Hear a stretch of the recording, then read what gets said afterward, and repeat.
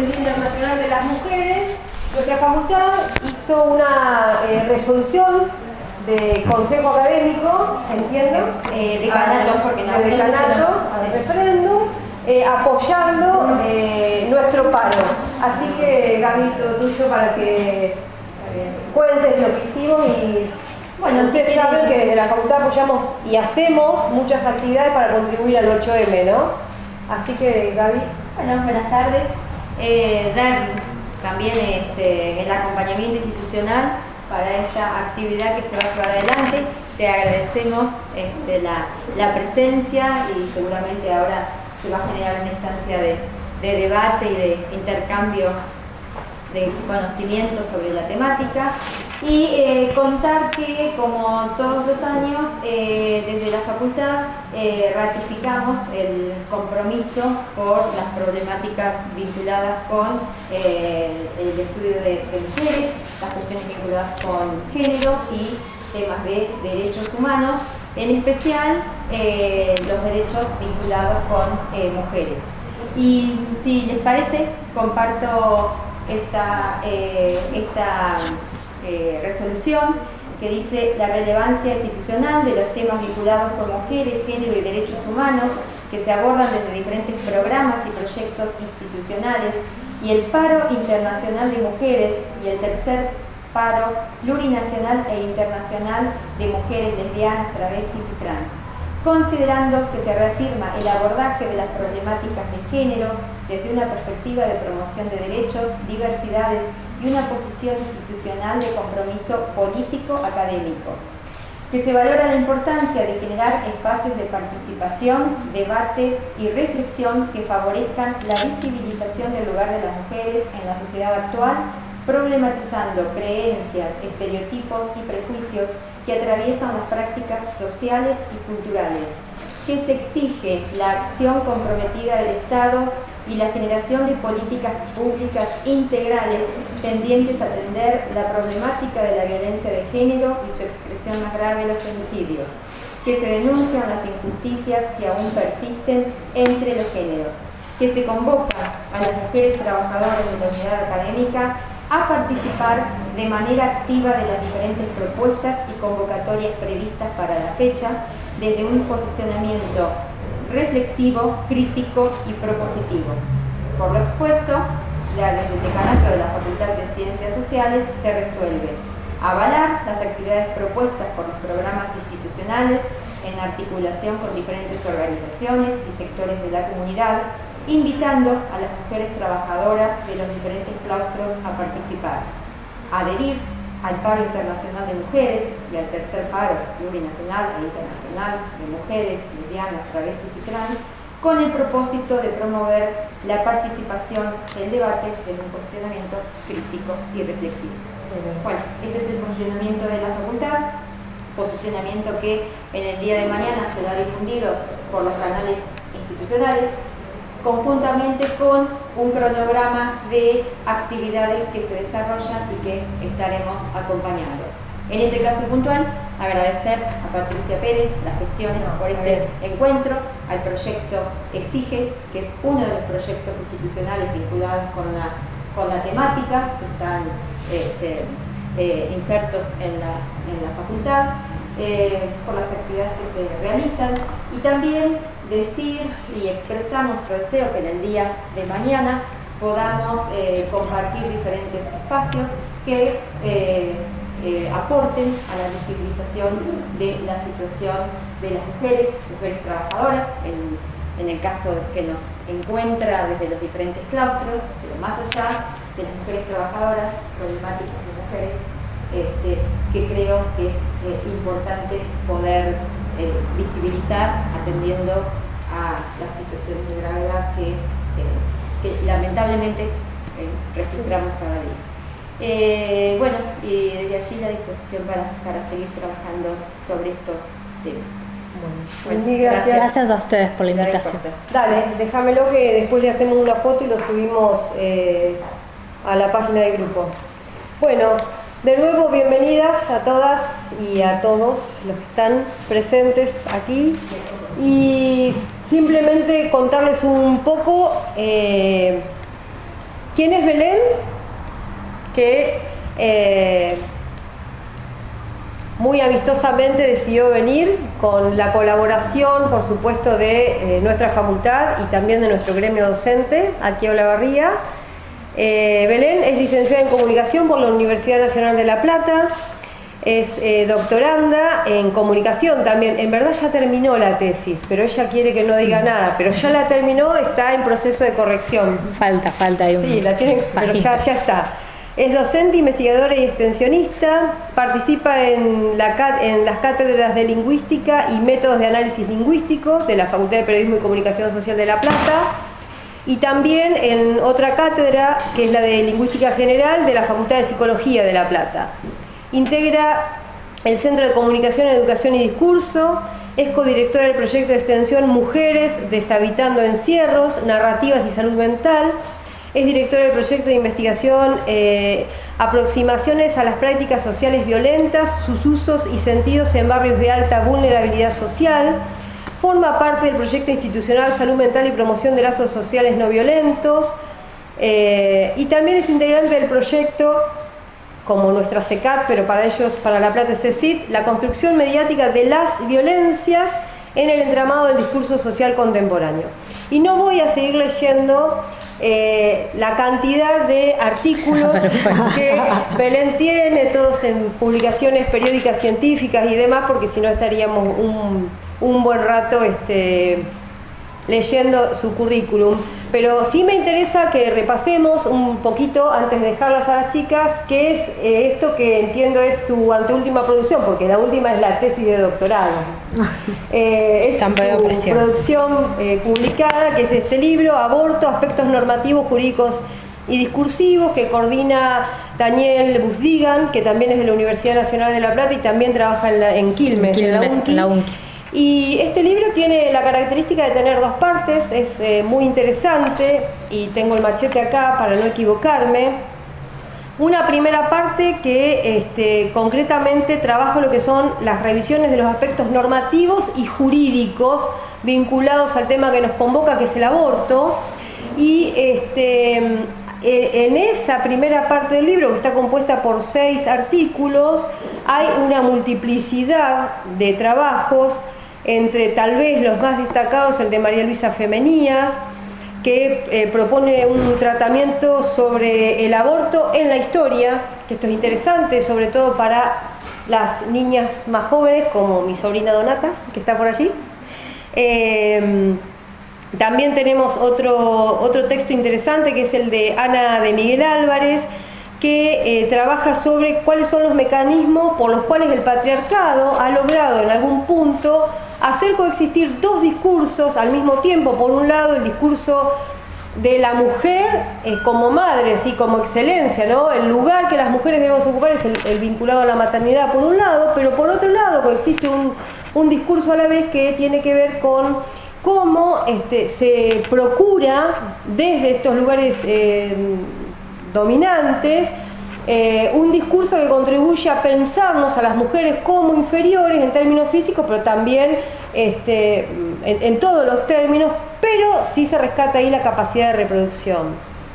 Después, por supuesto, está el texto de el coordinador de Busdigan, que lo que él trabaja básicamente, por ahí me adelanto, pero bueno, concluye con la idea de que la imposición de un determinado conjunto de creencias sobre los cuerpos de las mujeres, como en este caso la penalización del aborto, no es coherente, no puede ser compatible con los principios de lo que son nuestros sistemas democráticos.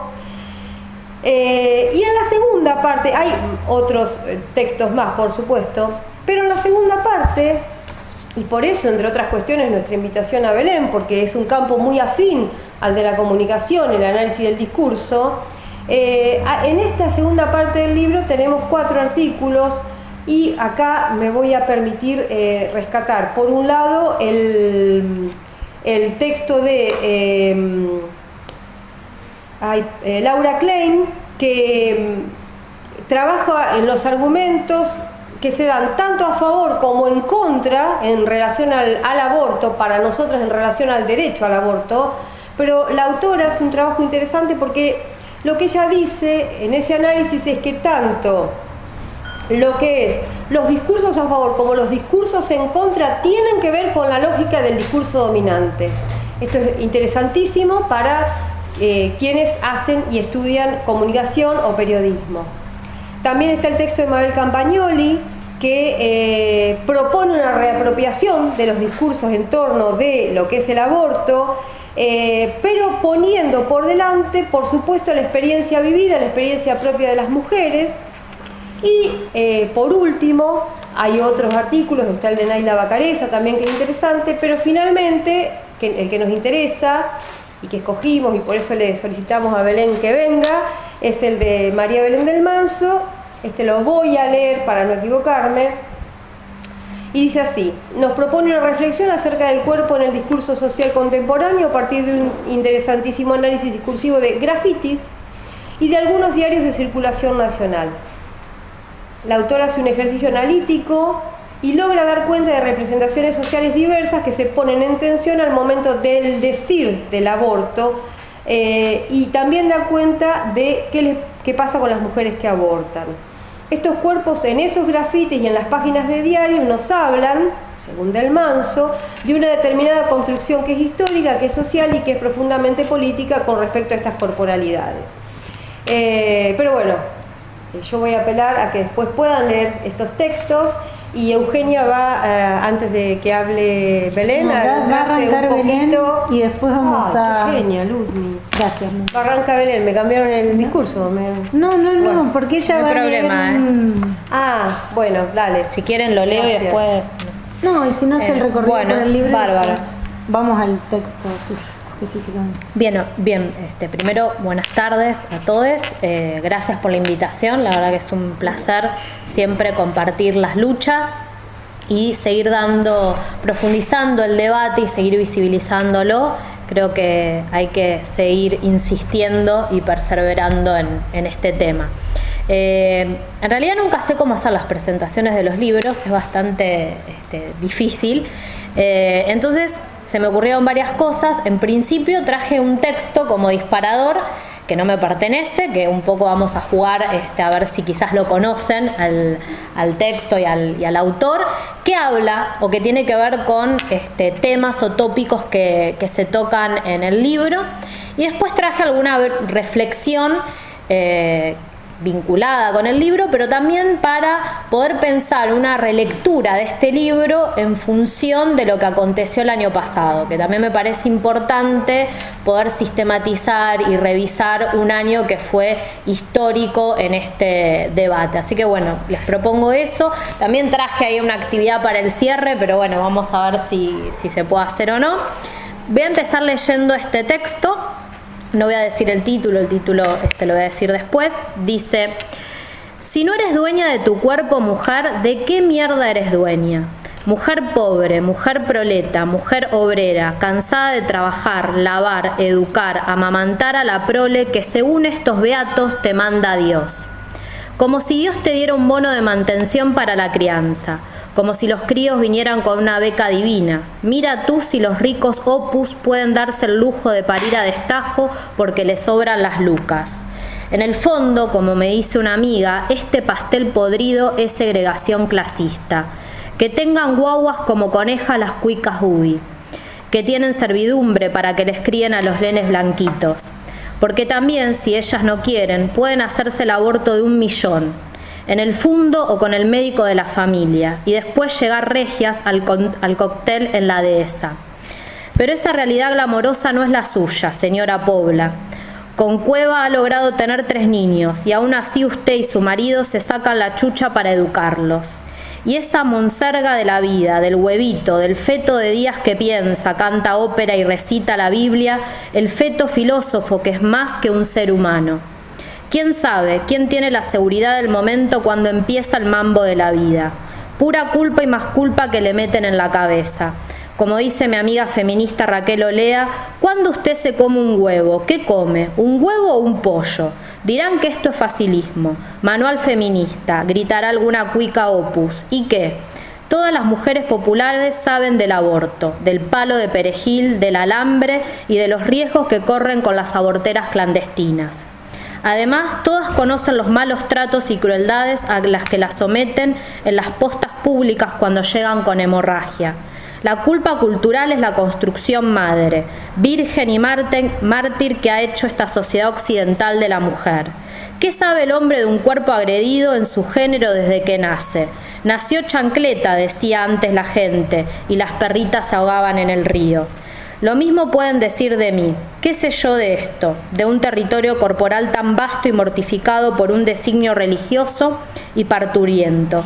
Y quizás tendrían razón, pero me complicito con la libertad del cuerpo mujer y sus decisiones de supervivencia, de tener o no hijos, de tomar la píldora del día después de tener un rico sexo espumante. ¿Por qué estos rígidos señores condenan a la clase trabajadora a tener sexo solo procreativo? ¿Y si el polvo era solo por calentura casual? ¿Si la cachita era sola para pasar la neura, solo por deseo? Ustedes, señoronas de la misa dominical, ¿conocen la palabra deseo o solo se abren de piernas para tener hijos? Pero ese es problema de ustedes y no tienen que imponer esa moralina al país entero.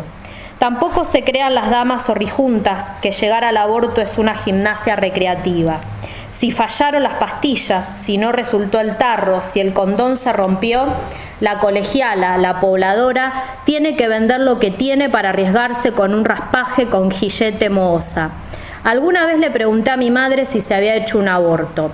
Me dijo que sí, con aburrida indiferencia, y después hablamos de otra cosa, mientras ella apagaba la tele, donde el cura Boom vomitaba sentencias y amenazas con cola de lagarto.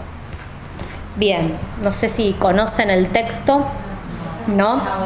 Bien, este texto es de un escritor chileno, un activista chileno, Pedro Lemebel, ¿sí? Se llama Un huevo no es un pollo. Lo escribió en La Nación de Chile en el año 2008 y si mal no recuerdo está reeditado en Háblame de Amores, que es él escribió crónicas. Así que bueno, se los recomiendo porque parte de lo que habla este texto tiene que ver con algunos tópicos y elementos que se presentan en este libro y que tiene que ver con esos aspectos normativos, jurídicos y discursivos, ¿no? Con esas representaciones acerca de las corporalidades. Entonces me pareció un interesante disparador y un gran autor y activista. Bien, en principio surgieron algunas preguntas, ¿no? ¿Por qué este libro? ¿Cómo surge también? Es difícil editar un libro y un libro sobre aborto. Por otro lado, bueno, cómo este libro nos puede ayudar a repensar todos estos acontecimientos que se fueron dando en el 2008. ¿Qué implica este libro un 8 de marzo también, ¿no? Y este tema, que bueno, hoy hacían referencia. Y también qué implicó este libro en mi caso, ¿no? Como investigadora, como docente. Bueno, traje la remera porque estamos en paro, así que soy formada en la educación pública y bueno, este libro es producto de eso. Todos los que trabajamos somos docentes en la universidad pública y elegimos, no caímos en ese espacio, sino que lo hemos elegido, así que también quería mencionarlo. Es un libro que surge en el año 2016 en un congreso, en una mesa que se llamaba Diálogo sobre el Aborto, organizada y coordinada por Daniel Busdigan, en la cual participaron muchas de las autoras y autores en el marco del CINIC, en la Facultad de Humanidades. Así que es un trabajo colectivo, ¿no? Que surge. Esto también es interesante para pensar y quienes están formando en investigación como una ponencia o algo que uno presenta en un congreso, después termina convirtiéndose en un libro. Fue una gran apuesta. Quiero rescatar el compromiso de Daniel, porque lo hizo en un momento en que el aborto no estaba en agenda, y por esas casualidades Biblos dijo que sí, Y claro, cuando surgió en febrero del 2018, inmediatamente quería sacarlo y editarlo, y eso nos permitió realmente poder difundirlo y que el libro llegue a otros espacios. Pero bueno, quería contar un poco la cocina, porque me parece que es importante para pensar, bueno, desde qué lugar uno está escribiendo. Sí, también este libro lo que nos ha permitido fue, además de esta creación colectiva, el encuentro con otros investigadores e investigadoras, que a veces tampoco es sencillo tratar de encontrar en la academia un lugar de afidamento, que se logró, digamos, y la generosidad, que eso también me parece importante remarcarlo, sobre todo en Celia Amorós, que prologó, que no tuvo ningún inconveniente ni obstáculo, que se vio sumamente interesada y comprometida con la temática, y que para nosotros es un lujo, un placer que ella haya prologado este libro, y que además es excelente el prólogo, que lo recomiendo. El libro, la propuesta general tiene que ver con poder deconstruir y desnaturalizar muchas estrategias legales, argumentativas y discursivas, que tienen que ver con cómo se está pensando el aborto y el debate público acerca del aborto en nuestro país. Realiza una revisión desde distintas disciplinas, que eso también es importante, ¿no? No solamente participan desde el derecho abogados y abogadas, sino también sociólogas, filósofas, bueno, en mi caso de ciencias de la comunicación. Me parece que eso también enriquece la mirada que pueda aportar el libro a un tema que es tan complejo, ¿no? Y que a veces solamente es tratado desde algún punto de vista, ¿no? o desde la salud o desde lo jurídico, y este libro ofrece una mirada un poco más amplia. Como decía Pata, bueno, tiene una primera parte donde tiene tópicos más vinculados con los normativos, se van desarmando algunos argumentos que suelen aparecer en torno al aborto. Yo me voy a detener un poco más en la segunda parte, que es con la cual me siento un poco más cercana en términos disciplinares, porque además lo que tiene esta segunda parte es que recupera imágenes y narrativas, ¿no? Narrativas de las mujeres y de otros cuerpos gestantes que han tomado la decisión de abortar. El capítulo de Naila trabaja sobre los afectos, sobre las emociones, ¿no? ¿Qué otras emociones podemos pensar acerca del aborto más allá del terror o del asco que se nos suele imponer como afecto dominante, ¿no? ¿Por qué no pensar el aborto desde la alegría, desde la sororidad, desde el acompañamiento, el aborto como una práctica política, ¿no? Tiene que ver también con interpelarnos desde otro lugar, con la amistad.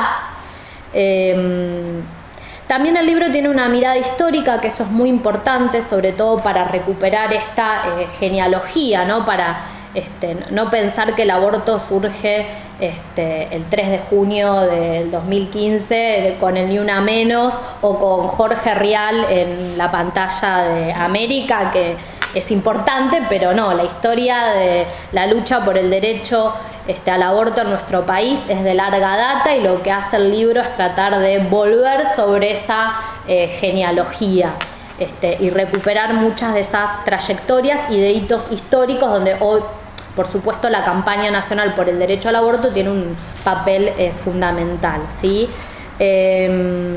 También es un libro que trabaja el aborto en el sentido de pensarlo dentro de una trama de violencias, ¿sí? ¿No? Pensar nuestros cuerpos, y acá sí apelo o parafraseo a Rita Segato, ¿no? En el sentido de un territorio de violencia, ¿no? Un cuerpo de interlocución. También tiene una posición ética y política este libro, porque está pensado en el plano de los derechos humanos, ¿sí? La perspectiva que hemos tomado tiene que ver con ese posicionamiento. Y me parece que también, ¿no?, presentar este libro en el marco del 8M también nos sirve de algún modo para recordarnos y recordarles también a los gobiernos la violencia, ¿no?, de mujeres, travestis, trans, bisexuales, lesbianas en manos de la violencia patriarcal, ¿no? Hablamos de femicidios, de travesticidios, de transfemicidios, pero también hablamos de cuerpos gestantes que mueren por abortos clandestinos e inseguros, ¿no?, como una deuda de la democracia que tiene que ver con poder reconocer nuestro derecho a decidir, y que también habla de el ejercicio de nuestra ciudadanía, ¿no? Me parece que también ese es un punto que el libro trabaja, ¿no? ¿Cuál es nuestra ciudadanía o cuál es el estatuto de nuestra ciudadanía en función de este derecho negado? ¿Sí? Es uno de los derechos más resistidos, ¿sí? Así que bueno, ese es un punto que también quería mencionar. Respecto de la segunda parte del libro, bueno, a mí me interesa mucho el trabajo de Mabel Campagnoli y de Naila Bacareza, los recomiendo, porque en realidad trabajan o comienzan a trabajar, ¿no?, las voces de las mujeres. Me parece que es importante volver sobre las prácticas, sobre las experiencias, corrernos un poco de las cifras, que son importantes las cifras, pero muchas veces corremos el riesgo de que se vuelvan abstractas las cifras. Entonces, me parece que es importante el trabajo que realiza, ¿no?, el aborto como un hecho individual, pero también como una práctica singular, ¿no? Cada uno lo vive de diferente manera. Después el eje central de esa segunda parte tiene que ver con nuestras corporalidades, ¿no?, en pensar qué es lo que puede un cuerpo. En ese sentido aparecen una serie de metáforas que yo también en ese caso las recupero también en el artículo, donde se vuelve sobre ciertos lugares comunes, ¿no?, que sobre todo insisten con una mirada biológica sobre nuestros cuerpos, ¿no? Ana de Miguel en su capítulo utiliza la metáfora de las vasijas vacías, ¿no? Vuelve sobre ese concepto, ¿no? Ese cuerpo receptáculo, patologizado, ¿no? Somos mujeres y cuerpos gestantes traumados, ginecologizados, ¿no? Esta idea de que se nos tiene en cuenta de la cintura para abajo. Esto suele ser muy común inclusive en las imágenes que utilizan los medios de comunicación para hablar de esta temática, ¿no? En el periodo que analizo de mi tesis suelen aparecer, ¿no?, las piernas de las mujeres, o el vientre de la mujer, ¿no?, estas imágenes que suelen utilizarse. Y todos estos enunciados tienen una mirada moralizadora, culpabilizante, disciplinadora sobre nuestros cuerpos. Y también, y algo que volvimos a ver el año pasado, pero que esto tiene también una trayectoria, que es la fetichización del feto, ¿no? Este feto wifi del que habla Diana Mafia, ¿no? Este feto ingeniero. Sí, Alma, no sé si lo recuerdan al muñeco. Yo le digo el muñeco de papel maché y hay que insistir en que es un muñeco de papel maché, ¿sí? Bueno, y que también, digamos, por un lado la fetichización del feto y por el otro lado, ¿no?, la criminalización de nuestros cuerpos. Cuerpos que son despojados de toda autoridad, ¿no? Me parece que lo que ha hecho justamente el orden patriarcal es operar a partir de ciertas instituciones androcéntricas, entre las cuales yo también incluyo a los medios de comunicación, pero hablamos de instituciones jurídicas, educativas, las instituciones médicas, ¿no?, del campo de la salud. Entonces lo que hice fue tratar de sistematizar, y me voy a quedar corta, seguramente muchas recordarán, parte de lo que se dijo en el 2018, ¿no?, acerca de estas metáforas que están en el libro, pero que son reapropiadas y reaparecen en el 2018, ¿sí? Una tiene que ver con las analogías zoológicas, ¿no?, acerca de nuestros cuerpos. Primero nos compararon con perritas, ¿se acuerdan, no? Dijo Estela Regidor: cuando una perrita queda embarazada no pedimos un aborto, regalamos los perritos. Bien. con la vida y la reproducción de los marsupiales. Nos comparó Esteban Bullrich, no sé si lo recuerdan, en la cámara alta, también nos llamó chimpancés. Otros meros recipientes, ¿no? Esta idea de la vasija vacía, del receptáculo. Entonces proponen como proyectos criar embriones en incubadoras y luego darlos en adopción bajo el hashtag Nadie Menos, ¿no? Entonces esta campaña en redes decía así: vos lo tenés, yo lo adopto, te salvás, lo salvás, me salvás, ¿sí? También es importante mencionar los dichos de la vicepresidenta, ¿no? De Gabriela Michetti, en entrevista al diario La Nación, y dice lo siguiente, ¿no? Esto es para recordarlo. Dice: lo dije claramente siempre, lo podés dar en adopción, ver qué te pasa en el embarazo, trabajar con psicólogo, no sé. Y si la mujer no quiere seguir adelante el embarazo, le pregunta al periodista. Entiendo el drama que significa, pero hay tantos dramas en la vida que uno no puede solucionar. Digamos que a uno no se le termina la vida. O sea, podés dar en adopción al bebé y no te pasa nada. Bien. Ahora, cuando esto creíamos que no iba a superarse, aparece Rodolfo Urtubey, ¿no? Entonces, ¿qué dice? Bueno, en algunos casos la violación no tiene un componente de violencia sobre la mujer, como en los casos de abuso intrafamiliar en los que no hay violencia, ¿no? Esto siempre hay que remarcarlo porque son nuestros legisladores. Bueno, otra estrategia que fue muy utilizada y que la acabo de mencionar tiene que ver con estos efectos metonímicos sobre el cuerpo, ¿no? Esta escinsión, por un lado está el feto, por un lado, ¿no? Como una entidad autónoma, esencializada, y por el otro lado está el cuerpo de la mujer. En ese sentido, no solo recomiendo los trabajos de Naila Bacareza, ¿no? Si les interesa indagar esta construcción, sino también los trabajos de Claudia Laudano y Karina Felitti, y también de Gabriela Irrazábal, ¿no? Que han trabajado sobre esta construcción o estas imágenes visuales acerca de el feto, ¿no? Vimos el muñeco alma, el feto ingeniero, la comparación con estrellas, ¿no? Nunca hay demasiadas, ni un niño menos, ¿no? Algunos hashtags, o se hablaba de la luz de la vida.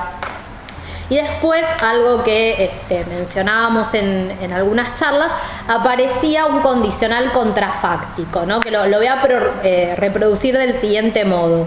Si tu mamá te hubiese abortado, o sea, si mi mamá me hubiese abortado, no estaría acá presentando este libro, ¿no? Esto era permanente en el encuentro.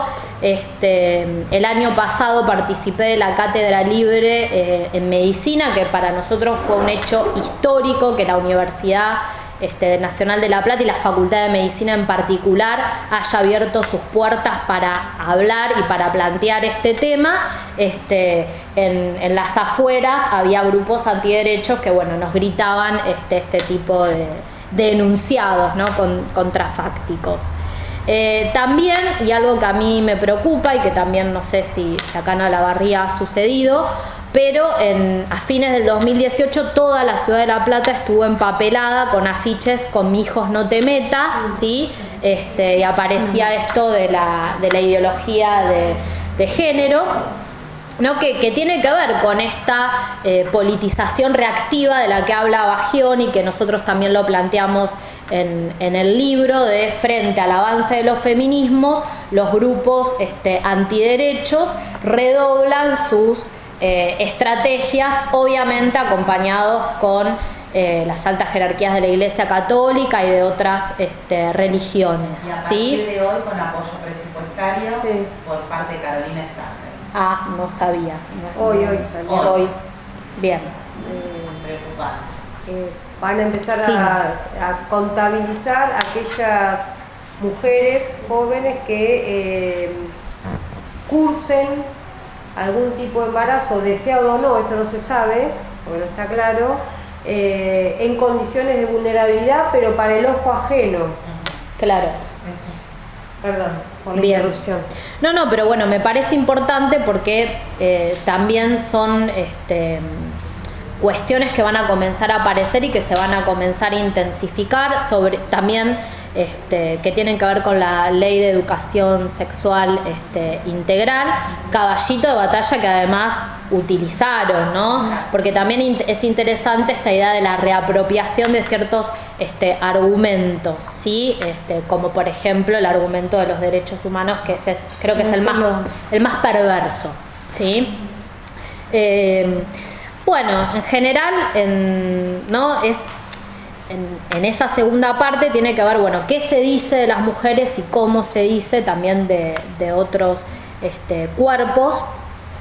Y me parece que este es un libro también que nos invita, ¿no?, a releer varios acontecimientos que se fueron dando el año pasado, ¿no? Pensar los pañuelazos, los tuitazos, los paros internacionales, las diferentes marchas, ¿no? El 13 de junio, el 8 de agosto. ¿Por qué? Porque lo que nosotros podemos ver es que este libro también marca una continuidad, ¿no? Hay cosas que vuelven a resurgir, ¿sí?, que reaparecen, que se resignifican, pero que la estrategia continúa. Me parece interesante pensar también el papel de las pibas, ¿no? Tenemos las históricas, las chicas, pero también están las pibas, la generación sub-20, que para mí también es importante porque han marcado otras estrategias de intervención. Así que bueno, también el libro toca parte de ese activismo más performático que se sucede no en el ámbito parlamentario, sino en la calle, ¿no? Esta cuestión de esa esfera pública ampliada, ¿no? Así que bueno, me parece importante. Y por último, ¿no?, para no aburrir, sí, a mí me interesa pensar, ¿no?, cómo esos grafitis que yo revelé y estuve relevando y analicé, que son del baño de la facultad del segundo piso de psicología, ¿no? No es mi tema, yo en general no analizo grafitis, analizo diarios, pero iba todos los días a ese baño y veía esa cantidad de grafitis que le contaba a Eugenia. Solo hablan sobre aborto, no hay otro tema, no hablan de cuestiones sí, tal vez podemos detenernos a pensar qué dicen los baños públicos que circulamos habitualmente. Tal vez el de la Facultad de Ciencias Sociales es más político, hace mucho no un baño de estudiantes, pero generalmente que queda de agrupaciones políticas y demás. Sí, es eso que queda proscripto un poco en la vida institucional y que de alguna manera aparece en el reducto del baño. Sí, pero esto es previo al debate. Previo al debate. Lo interesante es que en el año 2008, eso que estaba en el baño, ¿no?, a fuerza de la lucha de las pibas y los pibes, aparece en el consejo directivo, aparece en las carteleras, aparece en las aulas, aparece en las mochilas. Entonces me parece que en términos, ¿no?, nosotros transitamos la vida académica. Para mí, que bueno, hace algunos años que vengo estudiando esta temática, fue muy fuerte a nivel emocional, pero también, ¿no?, pues son los lugares que nos interpelan, donde trabajamos. Entonces me parece que está bueno porque, ¿no?, ese lugar de la tercera persona que suele ser la academia empezó a dar lugar a la primera persona, a las experiencias, a los relatos, ¿no? Eso que quedaba en el graffiti o en el baño o puertas adentro comenzó a visibilizarse, y en eso tengo un compromiso político y ético como docente, como investigadora, que la venía remando y que bueno, y a partir de esto me permitió encontrar un espacio también de diálogo con mis mayores interlocutores, que son los y las estudiantes. Así que bueno, también me parece que es otro espacio para seguir denunciando, no es el destino silenciado que tenemos las mujeres que abortamos en la Argentina. Y un día va a ser ley, ¿no? Yo creo que por insistencia, por perseverancia, no solamente por la lucha de ahora, por la lucha del movimiento, de la campaña, ya no hay vuelta atrás, ¿no? Al closet no se vuelve, así que el aborto al closet no vuelve nunca más. Y eso está bueno, sobre todo para las futuras generaciones. Así que bueno, eso quería también señalarlo. No sé si... Bueno, a mí me gustaría volver específicamente sobre el... Bueno, buenas tardes, antes que nada. Volver específicamente sobre el capítulo que vos escribiste, que a ella le cuesta mucho hablar de sí misma. O de lo que autocitarme. Claro, autocitarte, justamente. Bueno, Belén trabaja desde el análisis del discurso y, como bien dijo ella, trabaja todo lo que tiene que ver con la noción del cuerpo, en este caso específicamente signado por la práctica social del aborto. Y en ese sentido, ella lo que toma en su corpus, bueno, son estos grafitis que aparecen en los baños, un viaje que hicimos juntas a Córdoba. Córdoba, sí. Y en otro, un congreso. En un congreso. Y también en La Plata, en la Facultad de Psicología, en este segundo piso, que también ella, hace un rato hablábamos, la distinción entre el baño del tercer piso. Claro, el baño del tercer piso es el baño de donde están las oficinas de las autoridades, con lo cual ese baño está impoluto, siempre tiene jabón, papel higiénico. Bueno, y el segundo piso también tiene, pero a veces se termina y es donde están los grafitis. Entonces, bueno, eso también es llamativo para pensar las relaciones de poder en el marco de la institución. Y aclaro, son grafitis, como lo indica la práctica, son efímeros. Pero bueno, en este caso, el relevamiento es del año 2015, 2016 y 2017. Aún me siguen llegando, porque bueno, me mandan ahora imágenes de grafitis. Y después también hay una serie de referencias a medios de comunicación gráficos, específicamente La Nación y Página 12. Tal vez recuperar algunas de lo que circuló discursivamente en esos lugares. Pero me parece importante retomar esta noción de, en ese momento los discursos que circulaban eran más en contra que los que existían a favor. Y hay y lo que me gustaría tal vez es que cuentes cómo hay una cuestión de inversión y desplazamiento de sentidos respecto a esto que decía sobre discursos de los derechos humanos que hemos sostenido históricamente desde los organismos, son retomados por los grupos antiderechos para argumentar en favor de las cuestiones antiderechos, ¿sí? Y por otro lado, cómo el catolicismo recobra fuertemente discursos científicos, cuando en realidad históricamente siempre se han despegado justamente de la ciencia, para argumentar en contra de la práctica del aborto. Y también me interesaría que nos cuentes cómo esa noción de ese desplazamiento sobre los argumentos de los derechos humanos llegamos al feminacismo. Al feminacismo. Sí, digamos, la lucha por los derechos humanos es una memoria histórica que, sobre todo con el retorno de la democracia, aparecen ciertos relatos que luego son reapropiados por estos movimientos. Uno de ellos es el nunca más, ¿sí? Otro tiene que ver con la construcción del feto como una persona, comparándolo con los desaparecidos, ¿no? El feto como el desaparecido en democracia, y las mujeres somos el grupo de tareas. Y la práctica del aborto es la tortura, ¿sí? Esa reconversión metafórica suele aparecer en La Nación, por ejemplo, es utilizada. Eso por un lado, ¿no? Por eso hablaba de la perversidad respecto de esa metáfora, de esa reconversión metafórica.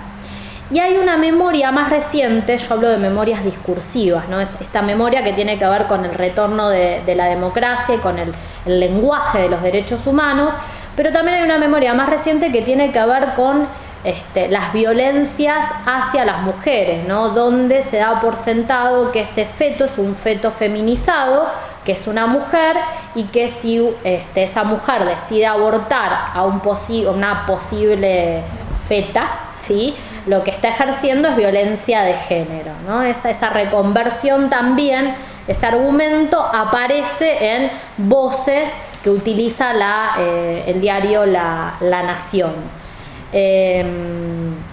También me parece que esta, digamos, reapropiación metafórica se pudo ver claramente con el pañuelo celeste, ¿no? El pañuelo es un símbolo de los derechos humanos, la campaña lo toma de las madres y abuelas de Plaza de Mayo, que tiene que ver con pensar al aborto en términos de derechos. Lo que podemos ver es ese pañuelo celeste que vuelve sobre esa reapropiación, ¿no? Eso por un lado. Y respecto de el feminazi, tiene que ver con la comparación permanente del aborto con la idea de un genocidio, ¿sí? Un genocidio que lo lleva a nuestra última dictadura cívico-militar clerical, pero que también lo lleva al nazismo, ¿no? Entonces aparece permanentemente esas comparaciones en los medios de comunicación. Y además tomar muchas de las prácticas performáticas, ¿no? Esto de llevar las imágenes de fetos símil a las fotos de los desaparecidos, digamos, toman, o esta expresión, el nunca más, ¿no?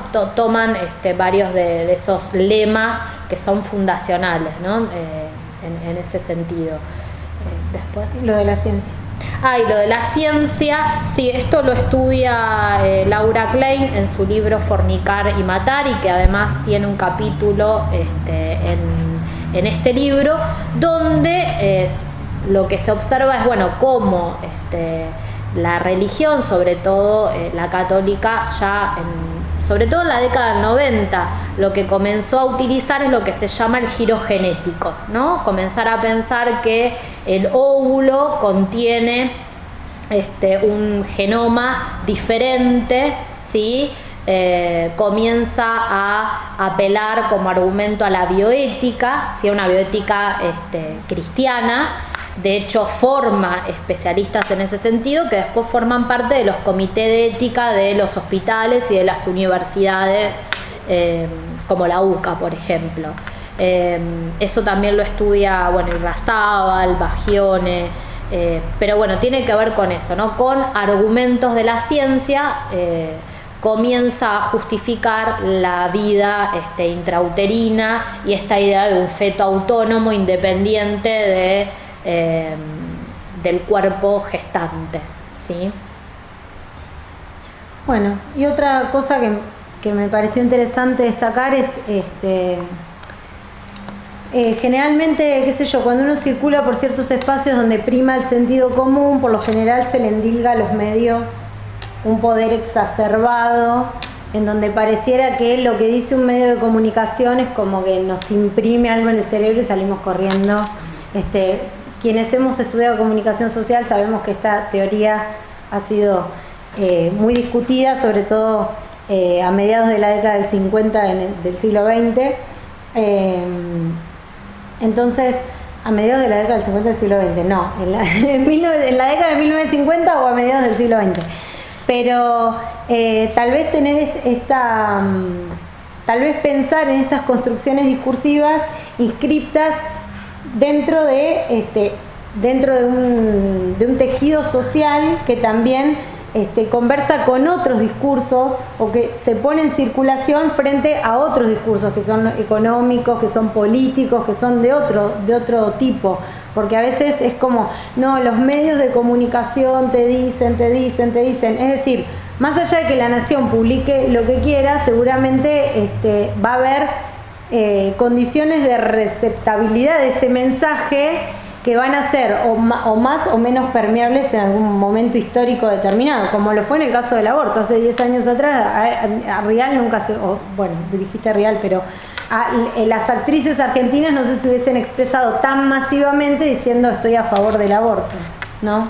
Sí, en realidad, tiene que ver con parte de lo que trabajo en mi tesis doctoral, de poder tensionar también los discursos que circulan en los medios. Tomo La Nación, Clarín y Página 12, justamente para romper esta idea de linealidad, ¿no? Este mito, ¿no? Página 12 es de derechos humanos, Clarín miente y La Nación es facho, ¿no? Que en algunas cuestiones se pueden confirmar, y con el tema del aborto es un poco más complejo porque también depende del momento histórico, ¿no? Para pensar las líneas editoriales, para pensar a quién se dirigen. Es interesante pensar cómo se filtra, ¿no? Por algún lado, a mí fue muy llamativo el análisis de las imágenes en página 12, que no coinciden con el relato, digamos, ¿no? Que eso fue una de las cosas que más me llamó la atención. ¿Y cuáles son las principales líneas argumentativas en términos de discurso que cada uno de estos grandes medios nacionales utilizan, grosso modo? Página 12 es la línea de derechos humanos. Los 3 diarios tienen en común que se instalan y que esto se repite en el 2018 en el discurso de la salud pública.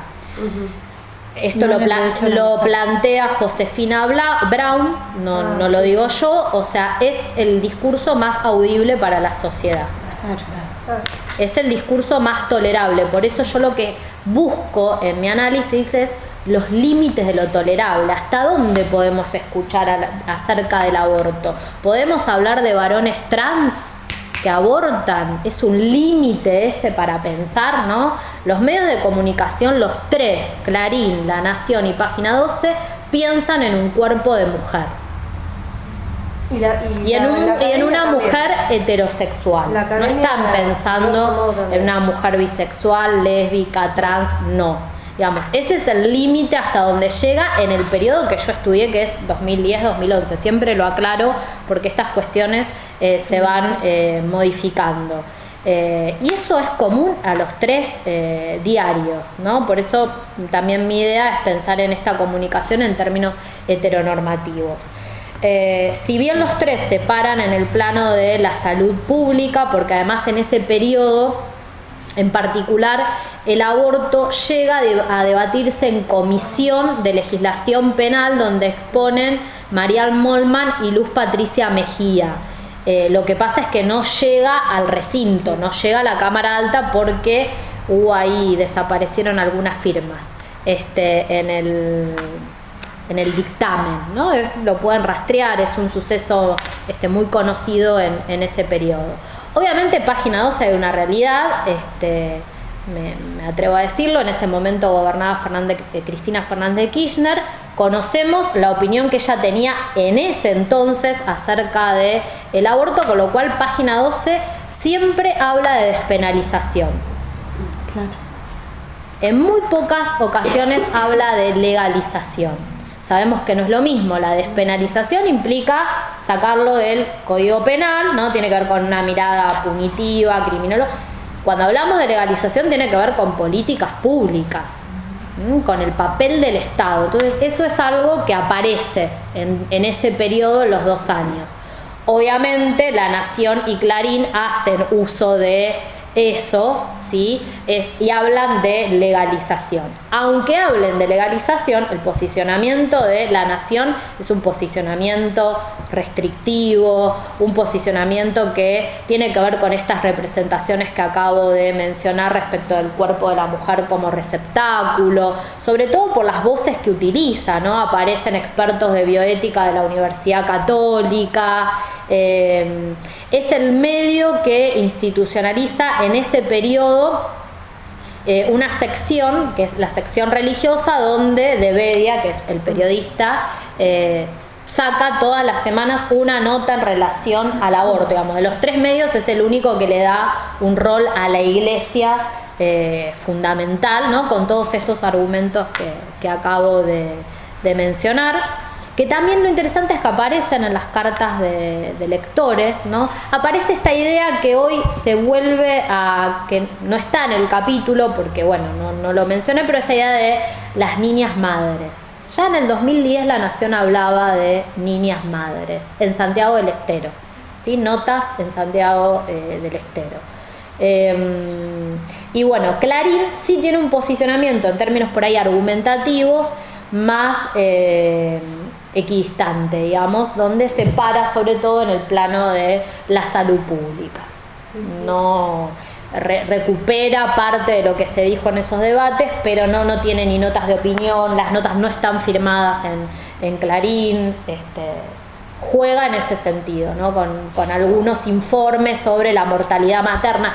Los 3 diarios usan la categoría mortalidad materna, que es una categoría de la Organización Mundial de la Salud, que sigue insistiendo sobre la idea de la mujer madre, digamos. No se habla de la muerte de mujeres gestantes o de personas gestantes, no, se habla de muertes maternas, y esto lo utilizan los 3 medios porque tiene que ver con ese discurso sanitarista anclado en la salud pública, ¿sí? Que es hasta donde podemos escuchar, es los límites. Y también otro argumento que aparece y que es interesante es el tema de la violación, ¿no? Todas las estadísticas que aparecen o los sondeos de opinión tienen que ver con, bueno, el aborto se acepta en los casos de violación. Cuanto más victimizado es el cuerpo de la mujer, puede adquirir derechos, pero si no, eso queda obturado, ¿no? El deseo, la sexualidad, el goce, eso no está en ninguno de los 3 medios, ¿no? Por eso traía un poco este texto del MBL, ¿no? De, bueno, ¿qué pasa con el goce de la mujer, con la posibilidad del deseo? Eso es también otro límite de lo tolerable en los medios de comunicación. Así que bueno. No, porque las mujeres no podemos gozar, chicos. No. Yo te preguntaba... Es un sexo reproductivo. Totalmente. Yo preguntaba esto porque al menos el gran porcentaje de las que estamos acá somos unas luchadoras a favor de que se sancione la despenalización y la legalización del aborto, digo. Y nosotros sabemos que el campo cultural es el más duro de dar en términos de modificar los sentidos.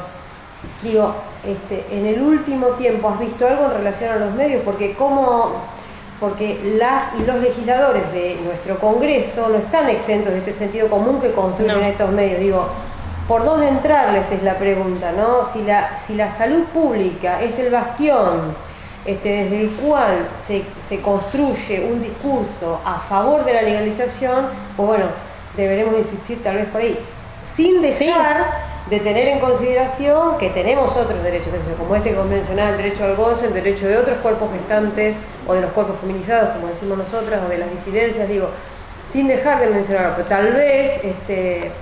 No, es que en términos estratégicos digamos, el discurso de la salud es lo que lo puede instalar en el debate parlamentario, que eso es digamos, muy positivo en términos estratégicos. Después hay que pensar que otros sentidos se pueden pensar en una práctica tan compleja. También es interesante para pensar esto que decíamos, bueno, qué estaba pasando en el Parlamento, que todos lo pudimos ver, y qué pasaba en la calle, ¿no? Por eso yo hablo de una esfera pública ampliada, ¿no? De pensar la calle, pensar las redes sociales, también pensar los medios. Creo que ahora... La representación. Sí, y ahí es otro terreno, me parece que se juega desde otro lugar, ¿no? Creo que lo cultural, el activismo ha logrado instalarlo también el tema de otro lugar. Que hoy, digamos, podamos ver el pañuelo verde como parte del paisaje urbano, para mí era impensado, no sé si para el resto supongo que también, ¿no? Será algo inimaginable poder, ¿no? Ya casi como algo hasta estético.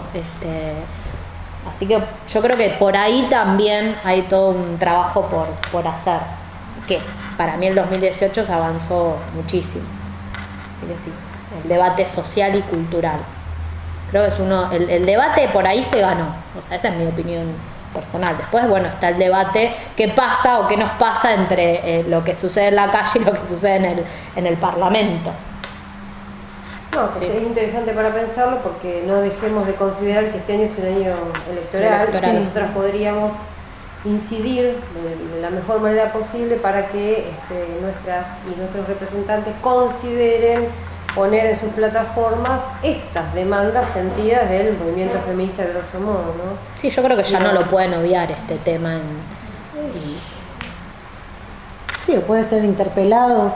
Claro, al menos. Porque en otros momentos tal vez no tenés esa cercanía. En este momento tal vez... ¿Cómo fue la respuesta que tuvieron en la Facultad de Medicina con ustedes? Ah, sí, es interesante. Hay mucha resistencia. Sí, miren, yo voy a contar, en el año 2010 la Universidad Nacional de La Plata, por Consejo Superior, se declara a favor del proyecto IVE, ¿no? De interrupción voluntaria del embarazo. En ese Consejo Superior se opone Derecho y Medicina. Medicina lleva un feto en un frasco. Esto para que se den una idea de lo que representa este tema para la Facultad de Medicina. Que se haya logrado realizar una cátedra libre fue histórica. 400 personas participaron de esa cátedra. La facultad abrió por primera vez el aula magna, que solo se reserva para la entrega de títulos, ¿sí? Obviamente participaron estudiantes de medicina, pero también de otras facultades. Fue un impacto en la ciudad de La Plata, fue muy importante porque tenías los movimientos antiderechos en la puerta, con el pedido de crear una cátedra paralela, que la Universidad Nacional de La Plata se la denegó, y fue también muy sentido al interior de la facultad, los profesores y profesoras, porque no todos participaron, fueron muy pocos los que quisieron participar de las charlas, y esa cátedra surge por la interpelación de una docente en clase, ¿no? Donde comienza a hablar acerca de la interrupción del embarazo, con una mirada moralista, disciplinadora, y demás, y a partir de ahí fue por la demanda de los y las estudiantes, y comienza toda una movida que da lugar a esto. O sea que yo me parece que es fundamental las demandas de los estudiantes. En la Facultad de Psicología pasó algo similar. Quizá por ahí viene Yo me acordaba de decir que en el marco de estos posicionamientos institucionales, tanto en el primer debate como el año pasado, dentro de lo que es la Universidad Nacional del Centro, la Facultad de Ciencias Sociales logra el acompañamiento del Consejo Académico en ambas oportunidades para poder dar lugar al tratamiento del proyecto. ¿Sí? Por supuesto que transitando en esta zona que vos decís del posicionamiento de la salud pública, el posicionamiento de lo tolerable, con ciertos cuidados que tuvimos, pero se logra en ambas oportunidades poder llevar adelante un pronunciamiento para el tratamiento de las cuestiones y hasta ahí llegamos. Pero creo que es fundamental. Por eso lo que comentar fue la única facultad que logra llegar a tener El resto de las facultades no. una resolución de consejo académico. Nuestra, pero podrías comentar, porque yo recuerdo bien, qué fue lo que te dijeron los colegas de otras facultades en relación a nosotras, las mujeres Y la otra que quisimos llevar a la otra vez. Fue tremendo. Fue con un posicionamiento, que estamos hablando de 2010. Sí, 2010, 11, sí. Tendría que rastrearlo. Cosas similares a las que vos estás comentando sobre el tratamiento de estos temas en el ámbito de la universidad, y termina como es terminan estas cosas que nos mandaron a que sigamos trabajando el tema en una comisión. Comisiones que después se dilatan. Sí. Esto es importante remarcarlo. Nos trataron de vaca, concretamente nos trataron de Las metáforas zoológicas. Esto es importante porque tampoco en la academia es fácil. Yo me acuerdo en el doctorado que teníamos profesores que le costaba decir que tu tema, me decía. No estoy estudiando el aborto. O sea, pero pronunciar la palabra en voz alta en la academia tampoco es sencillo. Y yo muchas veces no sabía en qué congreso anotarme o en qué mesa, porque no había mesas que trabajaran estos temas, sino eran representaciones discursivas de los medios. Y ahí me metía, porque bueno, hablo de las representaciones, o sea, pero era muy difícil también encontrar espacios dentro de la academia donde hablar acerca del aborto. En San Juan nos mandaron a un laboratorio y era un congreso de género, con los piletones. Pero bueno, lo piqueteamos y terminamos en el hall del Congreso, pero en un laboratorio y en un subsuelo nos mandaron a exponer. O sea que recién ahora, o sea. Incluso en el caso de la UNICEF, en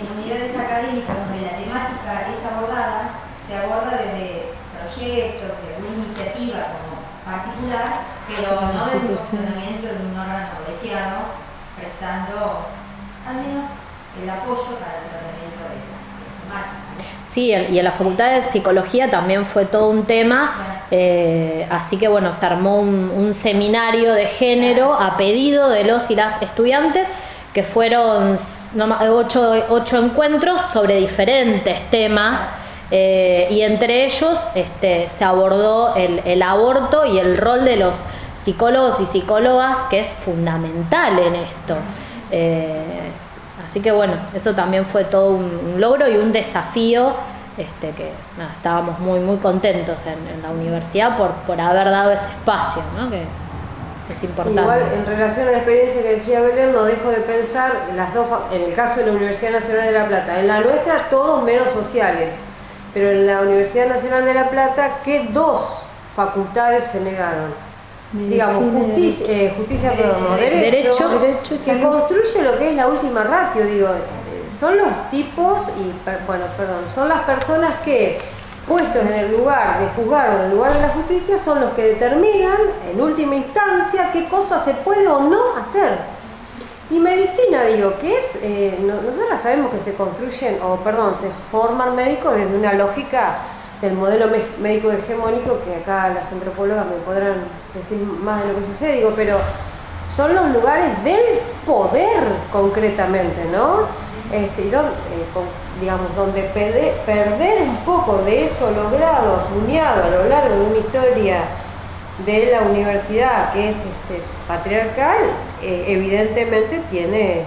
No se habla en medicina, no lo tienen como práctica, digamos. Los estudiantes interpelan a algún docente como para preguntarle, pero ellos lo que plantean es que no saben cómo hacer un aborto, porque no se los enseñan en la facultad. Bueno, que le pregunten a las socorristas, podrían pensar desde ahí. Igual nosotras somos defensores de que los abortos legales deben hacerse en el hospital, claramente, no en cualquier lugar. Aborto legal en el hospital.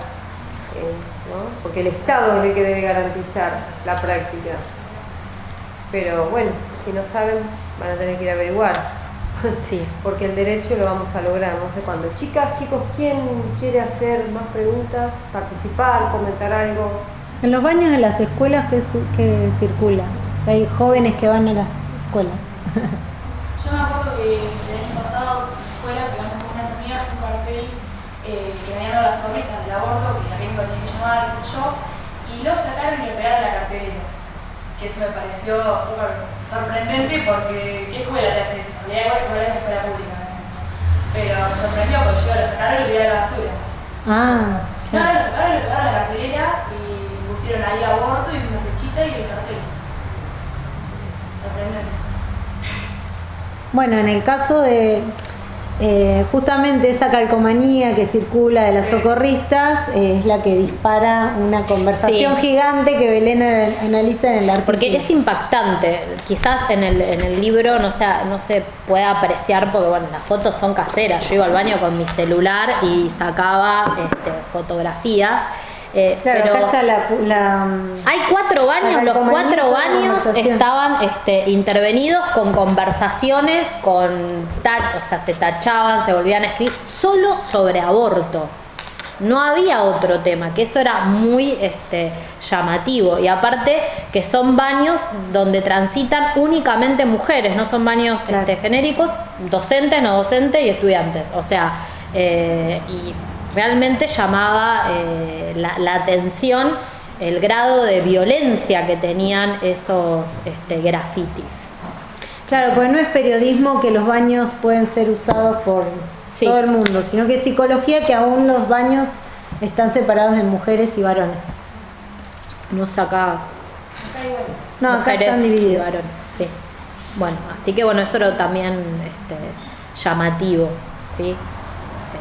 Sí, acá en las facultades sociales, ahora que puse a pensar sobre los baños y qué dicen, me parece que nada más está el cartel de las socorristas. No sé si las chicas recuerdan alguna descripción. El cartel de los baños. Sí, está el cartel de las socorristas.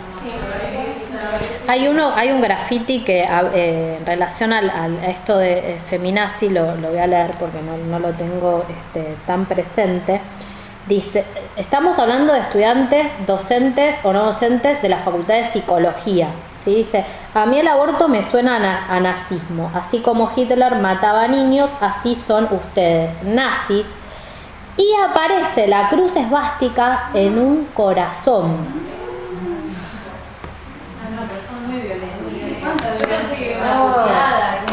No, estamos hablando, por eso, yo cuando vi eso dije, son futuros profesionales de la salud mental. Sí, exactamente. ¿No? Bueno, incluso hay un caso que pone que no, porque dice, y en caso de violación, a mí me violaron y lo tuve. O sea, es un testimonio personal. Un testimonio de violación y nadie se vio interpelado. Que ahora está feliz con su bebé.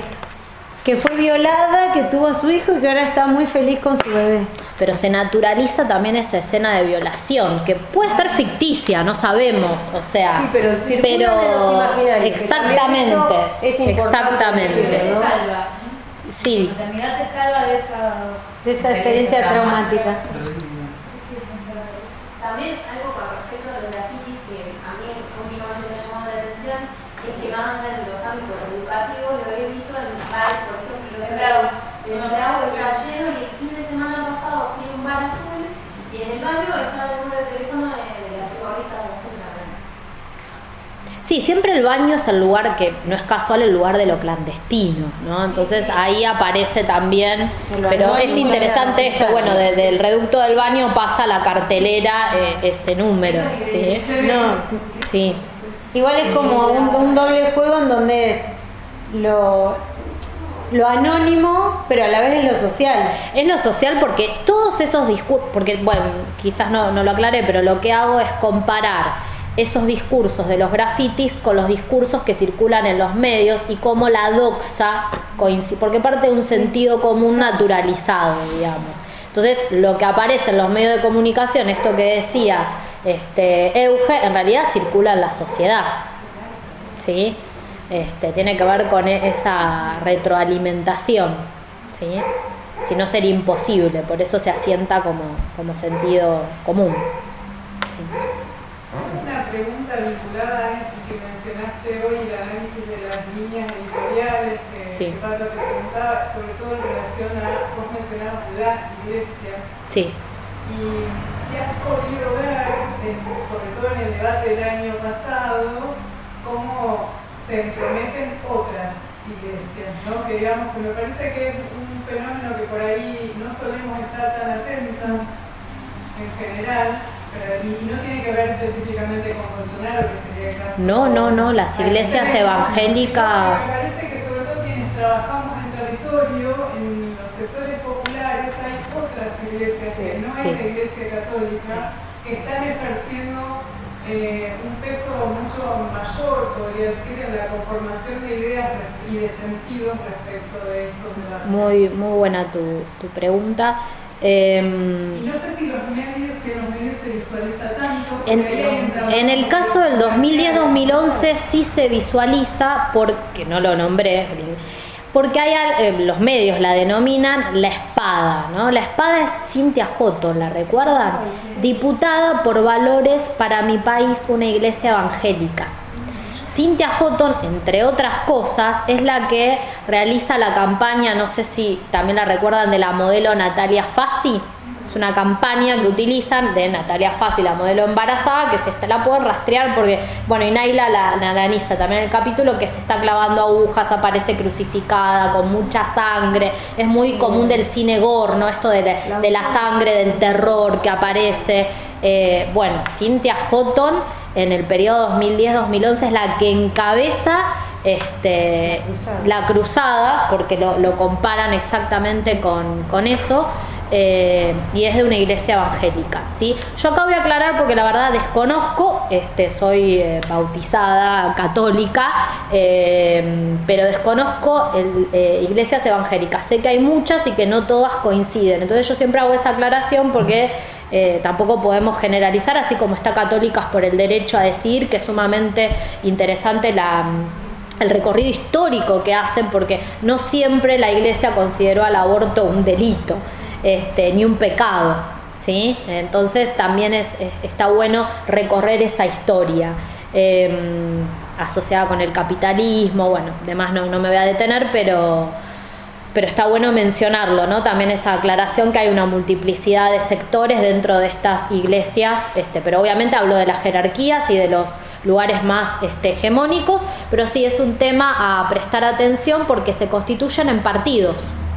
Claro. ¿Sí? También lo que es se cierto constituyen es en partidos y tienen representantes en el Congreso. A mí me parece interesante lo que vos decís en términos de trabajo en territorio y la articulación con las vulnerabilidades, ¿no? Lo que decía ahí, cómo se ejerce un posicionamiento sobre este tema, ¿sí? Comparto en que hay que mirarlo y Pero ya en el caso de La Barría, en el 2015 ya tuvimos una marcha de una iglesia evangélica. El 25 de noviembre del año 2015, la marcha Ni Una Menos nos la copó una iglesia adelante. Una iglesia evangélica. No, el 25 La primera, de noviembre del 2015. Y entonces, claro, y nosotras íbamos, nosotras generalmente, yo pertenezco al Frente Ni Una Menos, no vamos con las banderas adelante, las que integramos el Frente generalmente no vamos con la bandera. Yo decía, chicas, vayan, yo generalmente corto las calles. Entonces, la seguridad. Chicas, vayan adelante porque la bandera la va a llevar una iglesia evangélica. ¿Qué era? Pero era muy... Yo creo que ya hubo gente que ya se veía venir que lo del aborto era inminente. También, en relación a lo que vos decías, Eri, lo que es cierto es que los relatos que construyen los medios de comunicación y los grandes medios de comunicación soslayan hasta ahora los accionarios de lo que no otras es la Iglesia religiones. católica. Porque, digamos, siempre dan cuenta de la religión hegemónica, de la católica. Ahora yo entiendo que el efecto Bolsonaro va a producir aquí en Argentina, y además lo vimos en Buenos Aires con la Reta, por no decir otra cosa, y con la señora Vidal, digamos ya muchísimas aproximaciones a este campo evangélico que es amplísimo, diverso, y que tendría que estar aquí Silvia Boggi para que nos ilustre en relación al tema. Pero el relato histórico de los medios de comunicación en relación a las religiones es la religión dominante, no hay mucho, muy poco, incluso en los primeros momentos el auge de lo que fueron las iglesias evangélicas en nuestra Olavarría, que son posdemocráticas, digamos, el tratamiento del medio local, que es el diario El Popular, que ahora es un multimedio pequeño, pero es un multimedio, construye a las otras religiones como sectas, literalmente, ¿no? Y ese es el sentido que se mantiene incluso hasta en algunos aspectos. Suele colarse esa idea todavía. Y suele pasar en los grandes medios. Ahora me parece que vamos a empezar a por lo menos una equidistancia, se ve, por lo que está sucediendo, me parece que se va a venir esta cosa de ser más equidistantes y menos, o más... Son actores que van a empezar a jugar en la escena política. Como mencionaba Pata, nosotros desde el proyecto de extensión vamos a las cárceles de mujeres. Realizamos talleres en la unidad 45 y en la unidad de Los Hornos, una unidad de mujeres que están embarazadas y que tienen algunos hijos. Y cuando llega la pastora, se acaba el taller. O sea, para que se imaginen el grado de penetración y de militancia, que no, es un terreno que muchas veces se desconoce. Bueno, ¿qué pasa en la cárcel? ¿Qué pasa con las mujeres presas? Que a veces tampoco están en las marchas y a veces tampoco están, lo tengo que decir, el 8 de marzo. Así que bueno, que es otra problemática más compleja, no vine a hablar de eso, pero bueno, lo digo porque mi militancia también es carcelaria tumbera, le decimos nosotros, así que bueno, también, y es muy fuerte. Respecto a lo que decían las chicas, en realidad en la marcha del año pasado nos esperaban en la plaza. Y cuando dimos la vuelta nos interpelaban. No, chicas, en la marcha del 25 de noviembre del 2015 iban atrás de la bandera. ¿Sí? Con la pollerita y ella sosteniendo alguna pancarta o algo que era visibilizaba su pertenencia a una iglesia evangélica. En este caso nos esperaron cuando hicimos todo el recorrido y volvimos, que pasamos por el medio de la plaza, nos estaban esperando, bueno, con un plotter de un fetito, asesina y rezaba. Sí, es las imágenes que suelen, los discursos que vos suelen mencionás. utilizar. ¿Preguntas? Lo que tengamos ganas de decir. Bueno, tenemos dos cosas para hacer. Si no, Si tienen ganas, pero queríamos invitarlas a todas y a todos a que nos hagamos una foto con nuestros pañuelos. Y le vamos a pedir a Gaby y a las chicas de extensión que esta foto pueda colgarse en nuestra página web de la Facu. Y a las chicas del gremio también les vamos a pedir que esta foto se cuelgue en todos los lugares posibles. Y nosotros vamos a replicar también en nuestro Facebook y Instagram y qué sé yo, todas las redes sociales. La idea es hacernos una foto todas y todos los que tengan ganas. Dieguito, te estoy mirando, Poppy también. Nada, y teníamos una actividad para hacer que... pero no sé si por ahí están con tiempo. Están con ganas, si tienen tiempo, son 9 menos cuarto, es 9 menos cuarto. Contala, Belén, y vemos. En realidad es una actividad que no es mía, es de Naila Bacareza, que tiene que ver con el alfabeto de sentimientos por la lucha por el derecho al aborto, ¿no? Utilizar el abecedario también como una herramienta pedagógica, ¿no? Como esta idea de pensar de qué manera o qué afectos o qué emociones se viven en relación a esta práctica, ¿no? Entonces la idea es utilizar 18 letras del abecedario, no utilizar ni la B, ni la K, ni la ñ, ni la Q, ni la U, ni la W, ni la X, Y y Z, sí las otras 18 letras, y a cada letra asignarle, ¿no? Un sentimiento, un afecto en relación a el aborto, y después construir nuestro propio abecedario, que es lo que surge. La verdad que siempre surgen abecedarios intensos que están buenísimos, pero bueno, era la propuesta. Si no hay tiempo, no hay problema. Era la sugerencia. Es bastante sencillo, es una palabra, un afecto, una emoción, puede ser más de uno, con estas letras, y después lo construimos entre todas. Es un trabajo más colectivo. Muy bien. Pero bueno, en principio las invitamos fotos. a que nos hagamos una foto. Y Tenemos algunos pañuelos.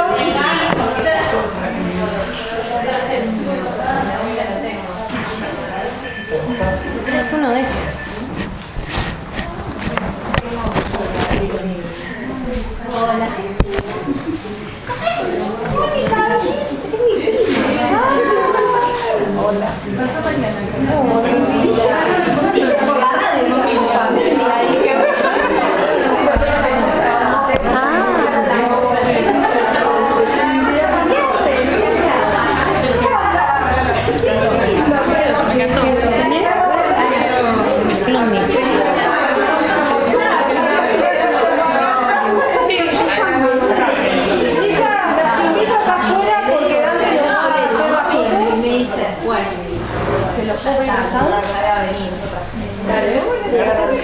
Vamos, chicas, las invito a que nos hagamos una foto y después charlamos. Perdón.